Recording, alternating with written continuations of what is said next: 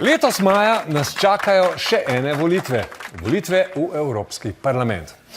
Naši politiki se že veselijo svežih moči in z njimi novih grešnih kozlov. Več o volitvah in mladih volivcih pa bo povedal naš sodelavec Gašper Gašper.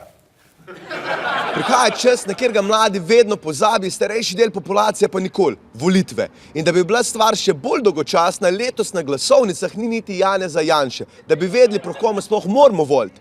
Zdi se, da volimo večkrat, ko pa smo v osnovni šoli volili predsednika razreda. Vnema volivcu je pa nekako taka, kot pa je bila finančnika razreda. Bolj jala.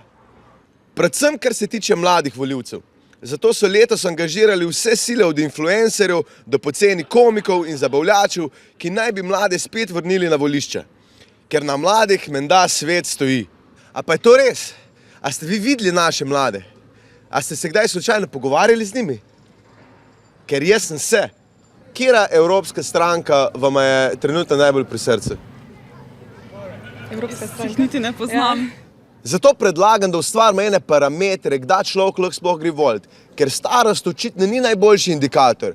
Jaz bi rekel, da ne smeš iti voliti, če si v zadnjem tednu pil slemerje. Ne. Če si glasoval na Emi, si porabil. Če si kadarkoli začel stavek z prsežem, ne. Če si diplomiral P30 in si upal to na Facebooku objaviti, ne. Če imaš v hladilniku manj kot 5 artiklov, pol ne.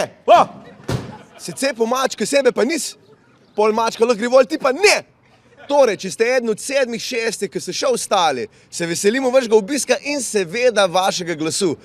Razen, če bo seveda lepo vreme. Potem se pa na pikniku vidimo. Kje dogaja, sem preveril, Gašper.